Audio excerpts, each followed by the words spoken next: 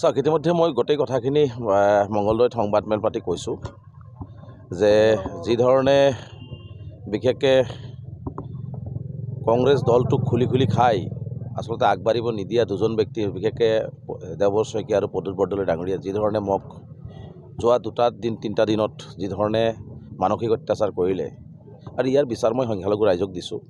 মই এটি ভাল মন শুদ্ধ মন লৈ অসমৰ সমাজ জীৱনৰ হৈ সকলোৰে লগত সমিল মিলেৰে এখন সুন্দৰ অসম গঢ়াৰ কাৰণে সপোন লৈ সংখ্যালঘু সমাজৰ বিভিন্ন সমস্যাখিনি সমাধান কেনেকৈ কৰিব যে তাৰ লক্ষ্যৰে মই আচলতে এই ছেকুলাৰ দলটোত যোগদান কৰিছিলোঁ।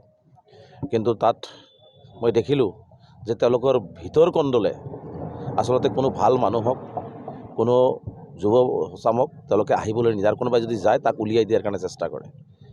আৰু নিশ্চিতভাৱে এইটো এটা ৰাজনৈতিক ষড়যন্ত্ৰ আৰু আচলতে গৌৰৱ গগৈ ডাঙৰীয়াকো যে উঠিব নিদিব এইটো এটা প্ৰমাণ পোৱা গ'ল যে মই কিবা এটা ক'লোঁ, কিবা এটা হ'ল, ঘৰখনৰ মাজত আলোচনা হ'ল আৰু ঘৰৰ কথা ঘৰৰ ভিতৰত আলোচনা হ'ব লাগে। গতিকে বেলেগে কোৱাৰ আগতেই ঘৰখনৰ ভিতৰৰ পৰাই যিটো পৰিয়ালত মই আলহী হিচাপে গ'লোঁ তেওঁলোকে মোক আক্ৰমণ কৰা আৰম্ভ কৰিলে। আৰু এই আক্ৰমণটো কাৰ নিৰ্দেশত কৰা হ'ল ইতিমধ্যে মই সংবাদ মাধ্যমত কৈছোঁ যে এইটো আচলতে মুখ্যমন্ত্ৰী যি বক্তব্য দিছিলে দেৱৰ শইকীয়া ছেইম বক্তব্য দেয়। গতিকে মুখ্যমন্ত্ৰীৰ বক্তব্য আৰু দেৱৰ শইকীয়া ডাঙৰীয়াৰ বক্তব্য একেই। আৰু অসমৰ ৰাইজে সন্দেহ বাৰে কৰি আহিছিল যে অসমত আৰু মুখ্যমন্ত্ৰীয়ে আজিও দেখিছোঁ কৈছে তেওঁৰ দলৰ ইয়াতো এজেণ্ট আছে। গতিকে এইটোতো স্পষ্ট ওলাই পৰিল। গতিকে তেওঁ বিধানসভাত যি ধৰণে বিৰোধী দলৰ ভূমিকা পালন কৰিব লাগে সেইটো নকৰে। সংখ্যালঘুসকল যেতিয়া বিপদত পৰে বা মানুহ যেতিয়া বিপদত পৰে তাতে বিৰোধী দলৰ দলপতি হিচাপে বিধায়কসকলক লৈ যায়, তাত প্ৰতিবাদ সাব্যস্ত কৰিব লাগে, নাযায়।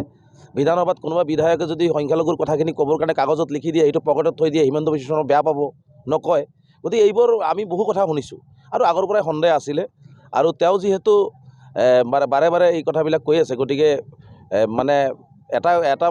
এটা পাৰ্টিত মই সোমাইছোঁ, সেই পাৰ্টিৰ সভাপতিয়ে এবাৰ মোৰ লগত মই কোৱা কথাৰ উত্তৰ দিলে, দ্বিতীয় দিনো দিলে, তেওঁ দিয়াৰ পিছত তৃতীয় দিন আকৌ তেওঁ কিয় আক্ৰমণ আৰম্ভ কৰিলে। গতিকে ইয়াৰ দ্বাৰা বুজা যায় যে সম্পূৰ্ণভাৱে তেওঁলোকে আচলতে চৰকাৰখনৰ লগত মিলি জুলি অসমৰ ৰাইজে যিটো বিচাৰিছে এটা পৰিৱৰ্তন, অসমত এটি সাম্প্ৰদায়িক শক্তি প্ৰতিহত কৰি এটা ধৰ্মনিৰপেক্ষ চৰকাৰ হওক, এইটো অসমৰ ৰাইজে বিচাৰিছে। হিমন্ত বিশ্ব শৰ্মাক আঁতৰাটো বিচাৰিছে, কিন্তু আচলতে সেইটো তেওঁলোকে নকৰি তেওঁলোকে ব্যক্তি বিশেষে তেওঁলোকে ৰাজনীতি কৰি আছে, দলটোক তেওঁলোকে ধ্বংস কৰি আছে। আৰু আপোনালোকে জানেই যে প্ৰদ্যুৎ বৰদলৈ ডাঙৰীয়া যেনেকৈ কথাটো ক'লে, চাওক তেওঁ নগৰ সাংসদ, সংখ্যালঘু অধ্যুষিত অঞ্চলৰ সংখ্যালঘু ৰাইজে ভোট দিছে।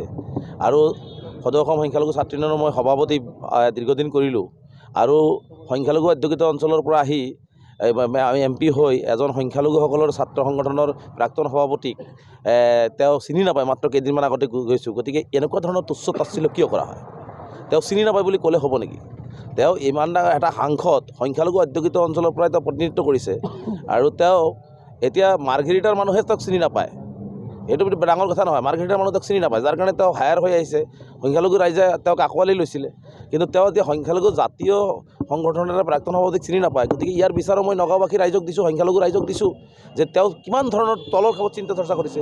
তেওঁতো নিৰ্বাচনৰ সময়তো আমাক সহায় বিচাৰিছিলে।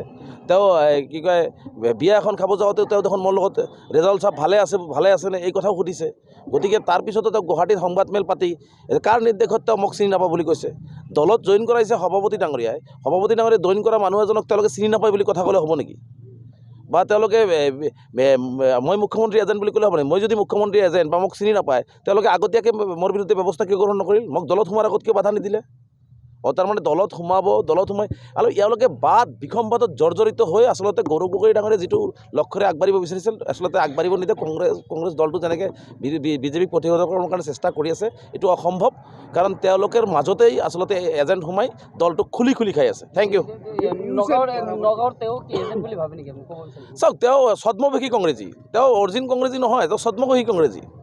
তেওঁ যিজন মানুহে এজন মানুহক চিনি পোৱাৰ পিছত নিচিনাৰ ভাও ধৰে, দলৰ সভাপতি এজন মানুহক জইন কৰাৰ পিছত সংবাদ মাধ্যমত ওলোৱাৰ পিছত নামটো ওলোৱাৰ পিছত তেওঁ নাজানো বুলি কয়, তেনেহ'লে তাৰমানে কি বুজিব তেওঁ? আৰু তেওঁ পিছদিনাখন কিয় ক'ব লাগে? চিনি নোপোৱা মানুহ এজনক তেওঁলোকে জইন কিয় কৰালে? তেওঁ সাংসদ। Thank U.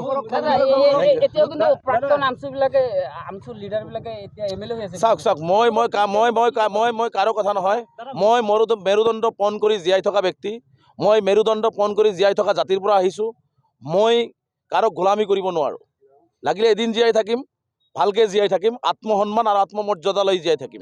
গতিকে কিন্তু কাৰো কথাত কাৰো বহতীয়া হৈ জীয়াই নাথাকোঁ। 20 বছৰ সংগ্ৰাম কৰিছোঁ। সংখ্যালঘু জাতিৰ কাৰণে যদি প্ৰাণ দিব লাগে, সংখ্যালঘু জাতিৰ কাৰণে যদি মৰি যাব লাগে, মৰি যাবৰ কাৰণে মই প্ৰস্তুত আছোঁ। কিন্তু সংখ্যালঘু জাতিৰ যিখিনি সমস্যা আছে সেইখিনি সমস্যালৈ মই যুঁজিম। তাত মই ৰাজনীতি কৰোঁ নকৰোঁ মোক কোনেও বাধা দি ৰাখিব নোৱাৰে। চাওক, সদৌ অসম সংখ্যালঘু ছাত্ৰ ইউনিয়নৰ প্ৰতিজন কৰ্মকৰ্তা, আমি যিবিলাক কৰ্মকৰ্তা কাম কৰিছোঁ, প্ৰতিজন কৰ্মকৰ্তাই শক্তিশালী। মই আমচুৰ প্লেটফৰ্মৰ পৰা আহিছোঁ, গতিকে তেওঁ মোক চাৰ্টিফিকেট দিব নালাগে শক্তিশালী হয় নে নহয়। মই ৰাইজৰ নেতাও নহয়, মই সংখ্যালঘু ৰাইজৰ এজন সন্তান, সাধাৰণ ঘৰৰ সন্তান, আৰু সংখ্যালঘু সাধাৰণ ঘৰৰ এজন বেটা হিচাপে মই যুঁজি আছোঁ, যুঁজি যাম। গতিকে মই সংখ্যালঘু ৰাইজৰ এজন বেটা, মই নেতাও নহয়, মই শক্তিশালী হয় নহয় এইটো মই নকওঁ। কিন্তু মই সংখ্যালঘু ৰাইজৰ আৰ্থ সামাজিক শৈক্ষিক আৰু নাগৰিকত্বৰ যি সমস্যাৰে জৰ্জৰিত, গৰাখহনীয়াৰ সমস্যাৰে যি জৰ্জৰিত, এই সমস্যালৈ 20 বছৰ যুঁজিছোঁ আৰু মৃত্যুৰ আগদিনাখনলৈ যুঁজিম, তাত বাধা দি ৰাখিব নোৱাৰে। Thank you, thank you, thank you. চাওক, মুখ্যমন্ত্ৰীয়ে ইমান নিকৃষ্টতম পন্থা অৱলম্বন কৰে যে তেওঁৰ মোৰ পিতৃ মাতৃক ধৰিও আক্ৰমণ কৰিছে। আচলতে ৰাজনীতিত এনেকুৱা মানুহ তললৈ যাব নালাগে। পিতৃ মাতৃ ৰাজনীতিৰ ঊৰ্ধত, ৰাজনীতিৰ তলত নহয়, কিন্তু পিতৃ মাতৃ হৈছে ৰাজনীতিৰ ঊৰ্ধত।